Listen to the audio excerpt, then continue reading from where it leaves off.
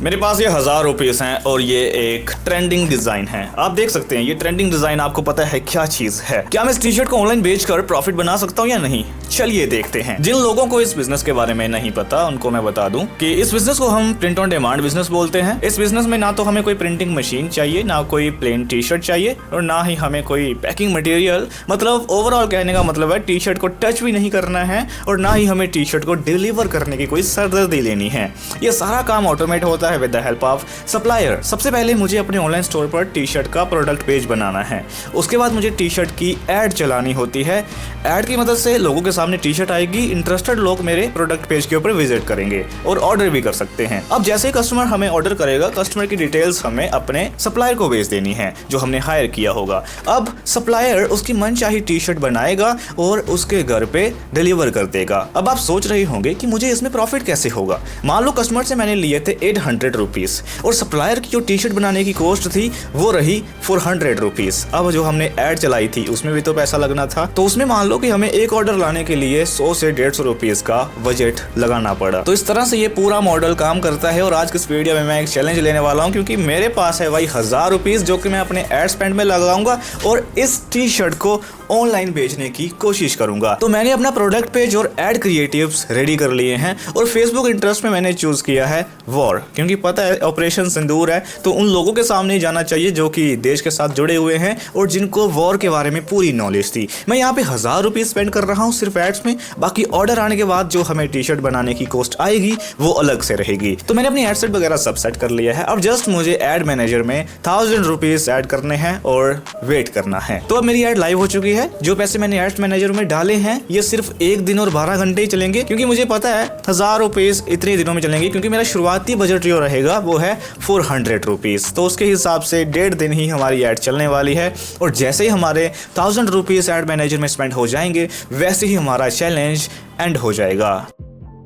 Okay तो दोस्तों मैं आपको एक सच बताना चाहता हूं, क्योंकि जो चैलेंज के बारे में मैं आज बात कर रहा हूं बेसिकली मैं ये पहले ही कंप्लीट कर चुका हूं, क्योंकि आज है 16 तारीख मई महीने की और ऑपरेशन सिंदूर चला था आज से 1-1.5 हफ्ते पहले। और मैं भी आपकी तरह बेड पे आराम कर रहा था और जब रील स्क्रॉल करते टाइम मेरे सामने ऑपरेशन सिंदूर की एड चली, देन मेरे दिमाग में आइडिया आया कि क्यों ना मैं भी ट्राई करूँ। बेसिकली ये कोई बिजनेस के लिए नहीं था, ऑब्वियसली ये मैं चेक करना चाहता था कि क्या हम इस तरह के ट्रेंड्स में उनकी टी शर्ट्स बना करके ऑनलाइन बेच सकते हैं या नहीं। And my doubt was clear. मैं पूरा सेटिस्फाई हो गया जब मुझे इतने अच्छे रिजल्ट्स देखने को मिले। ओके ये है मेरा शॉपिफाई का डैशबोर्ड। आप यहाँ पे ऑर्डर सेक्शन देख सकते हो। लास्ट फ्राइडे को मुझे पहला ऑर्डर आया। टी शर्ट का नाम था ऑपरेशन सिंदूर, यू कैन सी। ठीक है, ऑर्डर ये COD है। फ्राइडे को सुबह ही मैंने एड रन करी थी और एक ही दिन में मुझे 400 रुपीज में 2 ऑर्डर्स आ चुके थे। ठीक है, एंड देन जब सेकंड डे चला तो मुझे यहाँ पे 2 ऑर्डर्स सैटरडे को मिले पेड। मतलब अभी 400 रुपीज ही बजट चल रहा है। हमेशा पहले दिन हमें अच्छे रिजल्ट नहीं मिलते हैं।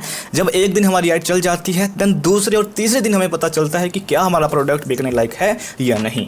तो सैटरडे की अगर हम बात करें तो यहाँ पे मुझे 4 ऑर्डर्स आए थे, जिनमें से 3 ऑर्डर्स मेरे पेड थे। मतलब कि पैसे पहले लोगों ने मेरे मुंह पे आके मारे कि ये ले पैसे पकड़ो और हमारी टी शर्ट जल्दी से जल्दी हमारे घर पे पहुंचा। यहाँ पे आप देख भी सकते हो, आइटम्स मैं आपको दिखा सकता हूँ। ठीक है, एंड देन अगर मैं बात करूं संडे के दिन की, ये लास्ट डे था। हमारा 1000 रुपीज बजट खत्म होने ही वाला था। एक मुझे सुबह ऑर्डर आया गिरीश सिंह से जो कि 7XL टी शर्ट को ऑर्डर करता है। 7XL का प्राइस ऑब्वियसली 1099 रुपीज मैंने रखा था with shipping charges. And then last order 799 का item, you can see operation Sindoor L size. अब जब आपको पेड ऑर्डर्स आए तो आपको समझ जाना चाहिए कि जो ऑडियंस है, जो कस्टमर्स हैं, वो 100% इंटरेस्टेड हैं आपके प्रोडक्ट को परचेज करने में। अब मैं चलता हूँ अपने क्विकिंग के डैशबोर्ड में जो कि है हमारा सप्लायर। अब तक कितने ऑर्डर सक्सेसफुली डिलीवर हुए हैं और कितने वापस आए हैं चलिए जानते हैं। मैं यहाँ पे अपने ऑल ऑर्डर्स वाले सेक्शन में जाता हूँ। ये वाला जो नंबर है 2384 वाला, वो ये है 2384 वाला। ठीक है, एंड यहाँ पे ये इन ट्रांजिट है, मतलब अभी तक ये पहुंचा नहीं है। चलो इसकी डिलीवरी स्टेटस पता करते हैं कि आखिर ये क्यों नहीं पहुंचा अभी तक। एक्सपेक्टेड डिलीवरी इसकी 16 मई है और ये आज आउट फॉर डिलीवरी है।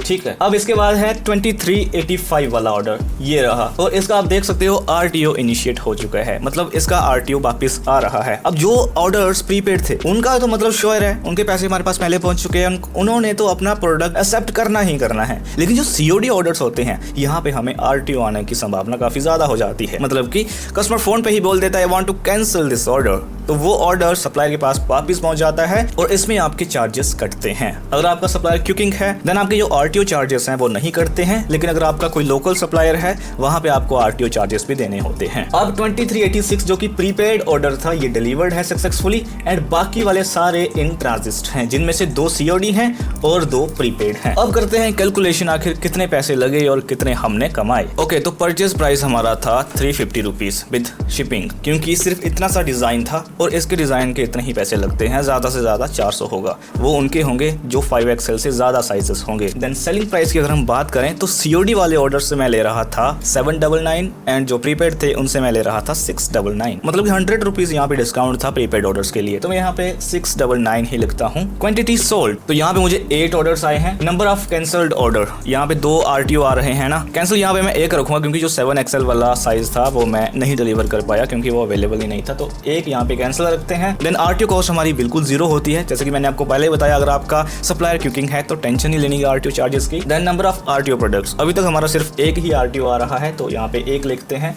Then Facebook total cost obviously 1000 rupees, जो कि 2 दिन चला था बेसिकली, ये 400 रुपये मैंने रखा था एड बजट और 1000 मैंने स्पेंड डाला था उसमें, तो ये रहा हमारा प्रॉफिट लॉस। सिर्फ हमें 45 रुपीज का प्रॉफिट हुआ है। रेवेन्यू हमारा बना 3495 रुपीज और डिलीवर्ड प्रोडक्ट्स से वो हैं 5, और फेसबुक कॉस्ट यहाँ पे 1000 रुपीज स्पेंड हुई है। अगर मैं इसको थोड़ा और चलने देता तो मैं यहाँ पे अच्छे पैसे कमा सकता था, क्योंकि पेड ऑर्डर्स के साथ मुझे ऑर्डर्स आ रहे थे और एक अच्छा यहाँ पे रेवेन्यू में बना सकता था। तो ये सच्चाई थी, मैं आपके सामने रख चुका हूँ। इन द एंड आपको मैं एक चीज बताना चाहता हूँ, जैसा कि आपको पता है या नहीं पता होगा, मैं जम्मू एंड कश्मीर से बिलोंग करता हूँ और ऑपरेशन सिंदूर वाला ट्रेंड उसी वक्त खत्म हो गया था जब सीज फायर लग चुका था, और मेरा घर सिर्फ 6 किलोमीटर दूर है इंडिया पाकिस्तान बॉर्डर से। तो अगर आप मेरा एक्सपीरियंस देखना चाहते हो ड्यूरिंग वॉर, मैंने 2-3 ब्लॉग्स डाले हैं अपने नए यूट्यूब चैनल के ऊपर, आप देख सकते हो कि कैसा हमारे बॉर्डर वाले इलाकों के घरों का एक्सपीरियंस होता है जब बॉर्डर पे जंग छिड़ती है। तो ये रही वीडियो, आप देख सकते हैं, and I will see in the next video. Okay bye.